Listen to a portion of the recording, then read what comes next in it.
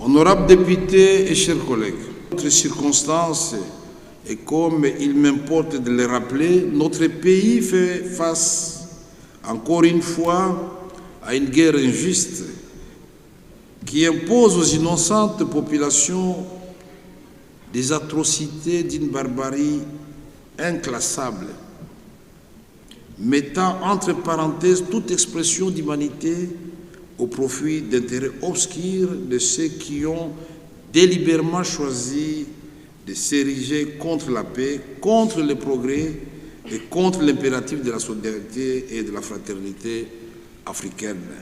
Précieux héritages que nous ont légués les pères des indépendances. Chèrement acquis. Par le fait du Rwanda, depuis 3 décennies maintenant, c'est dans le sang et le pleur qu'à l'est du Congo, les enfants sont arrachés à leur mère et les époux à leurs femmes. Dans cette partie du pays, les vieux sont parfois jetés sur les routes et les sentiers en quête d'abri. Des milliers de jeunes sont livrés à l'errance et luttent tous les jours pour se soustraire au voile brumé de la violence qui tend d'obscurcir l'horizon de leurs perspectives individuelles et collectives. C'est depuis 3 décennies que le bruit des bottes et les coups de canon charrient les rivières de sang et des torrents de larmes sur nos terres de l'Est pourtant si riches et si belles. 3 longues décennies que les élèves y sont empêchés d'étudier correctement, que les mères et les filles sont éprouvées dans leur dignité par les viols systématiques érigés en armes de guerre. Que des champs saccagés, que du bétail décimé, que des maisons incendiées, que des familles endeuillées, dans l'indifférence générale et parfois dans le silence coupable de ceux qui se disent être les amis du Congo. Honorables députés, chers collègues, comme je l'ai dit, nous sommes tous et toutes les soldats de la nation. À ce titre, chacun de nous doit prendre la mesure de cette tragédie et puiser dans ses ressources intellectuelles et morales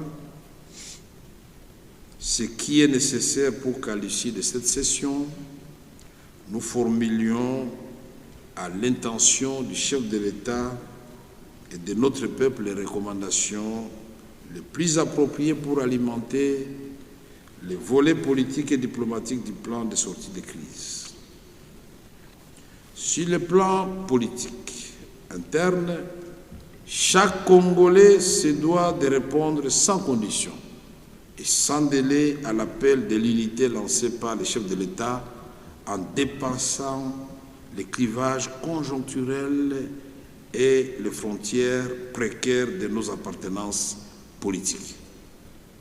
L'appartenance à la nation est la seule identité qui vaille en ces temps de crise. C'est elle qui mérite que nous puissions taire nos différends, dépasser nos égos, oublier nos attentes personnelles et privilégier l'intérêt national. C'est à ce prix que nous mériterons de la confiance de notre peuple et nous préserverons l'honneur de la RDC, notre pays, face à l'histoire. Pour les véritables enfants de ce pays, il n'y a aucune gloire,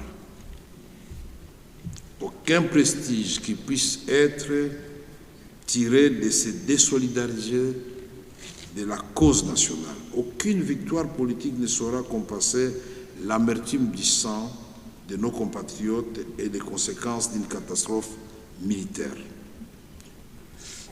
Ne soyons pas naïfs, parce que l'enjeu du récent développement de la situation sécuritaire à l'Est renseigne clairement qu'un pas de plus a été franchi sur l'agenda de la balkanisation de la République démocratique du Congo.